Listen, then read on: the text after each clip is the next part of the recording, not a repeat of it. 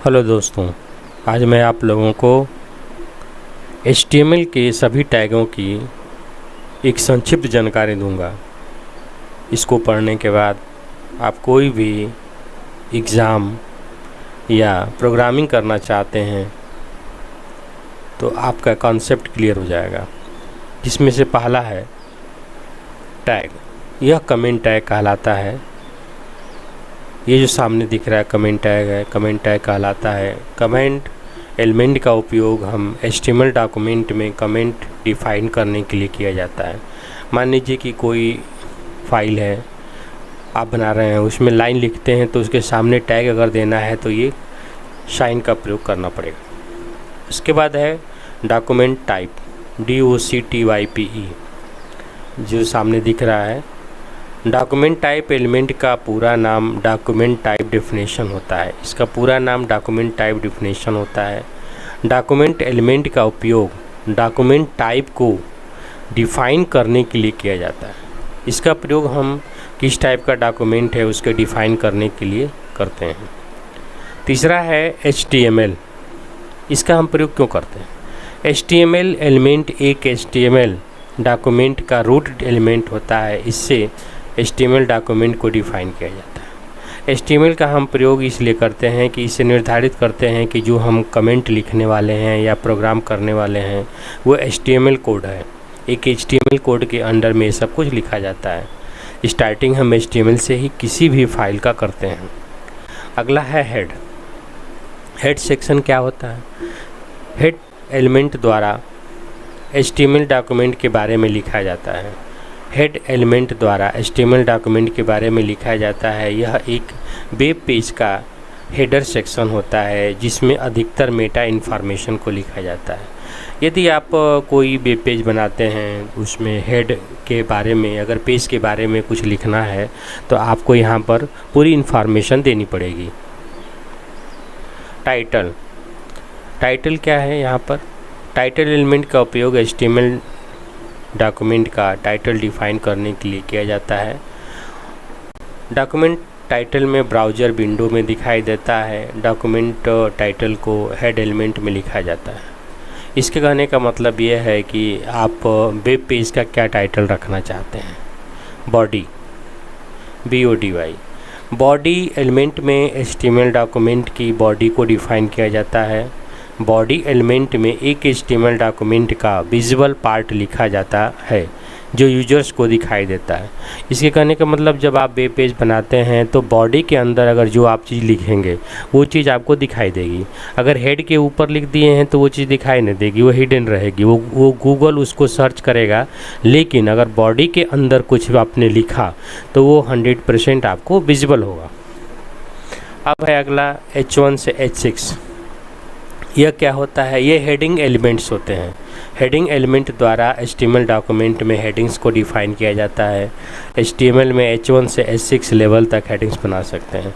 अगर मान लीजिए कि आपने HTML में कोई भी पेज बनाया बॉडी के अंदर, तो उसके अंदर अगर हेडिंग है, हेडिंग H1 होगा सबसे बड़ा होगा और H6 सबसे छोटा होगा। उसके बीच में H1, H2, H3, H4, H5, H6 तक आप डिफ़ाइन कर सकते हैं।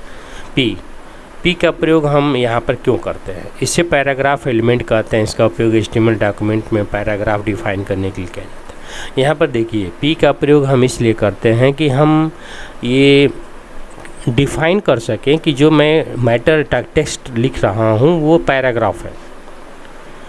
HR यहाँ पर क्या है? HR एलिमेंट का पूरा नाम है हॉरिजॉन्टल लाइन। HR एलिमेंट में HTML डॉक्यूमेंट में हॉरिजॉन्टल लाइन को डिफ़ाइन किया जाता है।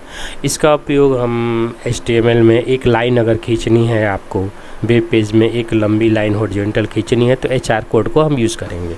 BR ब्रेक पॉइंट एलिमेंट का पूरा नाम है ब्रेक।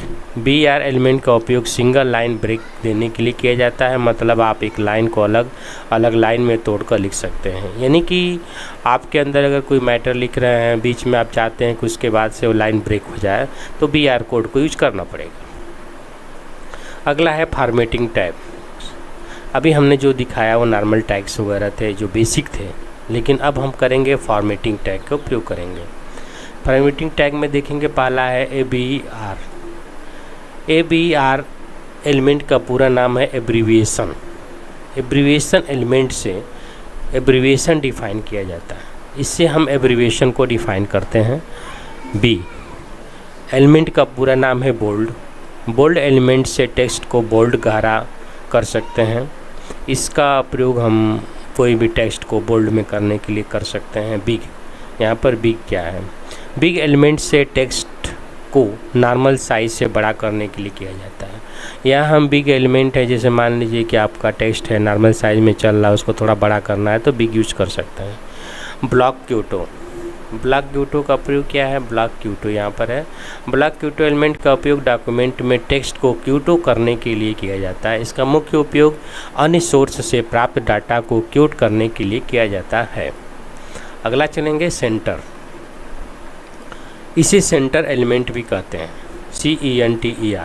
इससे किसी HTML एलिमेंट की सेंटर पोजीशन को डिफाइन किया जाता है। इसका प्रयोग हम जैसे कोई मैटर है उसको बीच में लिखना चाहते हैं तो हम सेंटर का प्रयोग कर लेंगे।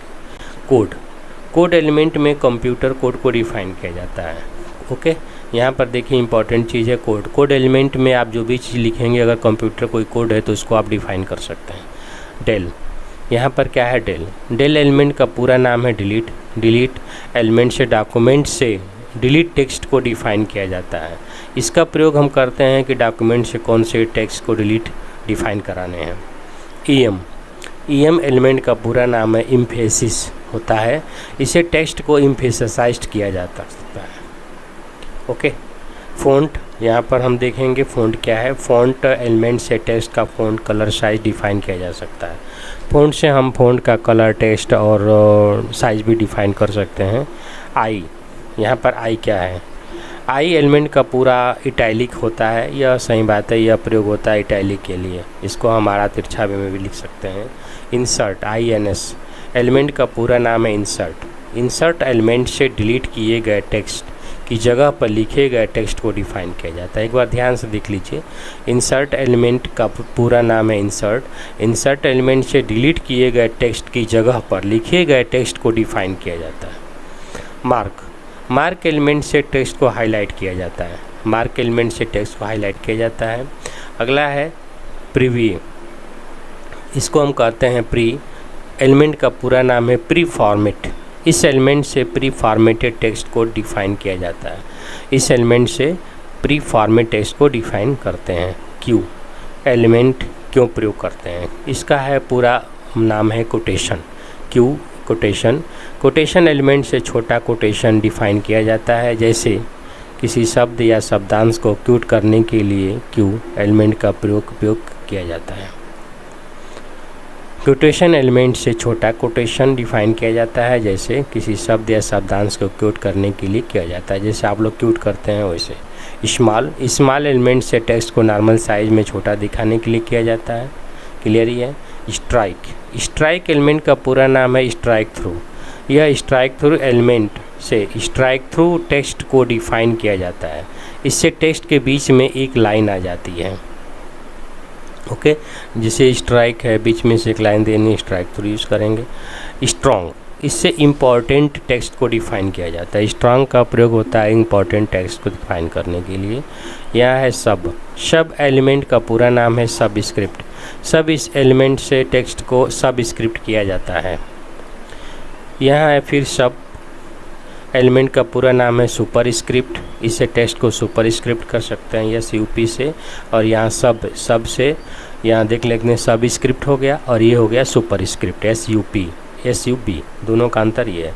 यू एलिमेंट का पूरा नाम है अंडरलाइन। इस एलिमेंट से टेक्स्ट को अंडरलाइन किया जाता है, मतलब टेक्स्ट के नीचे एक लाइन आ जाती है। चलेंगे हम थोड़ा सा स्टाइल्स देख लेंगे। स्टाइल, STYL, स्टाइल एलिमेंट द्वारा HTML डॉक्यूमेंट में स्टाइल इन्फॉर्मेशन को डिफाइन किया जाता है। इसके द्वारा text colour, text size, heading colour, size, paragraph size, colour को पसंद अनुसार डिफाइन किया जा सकता है।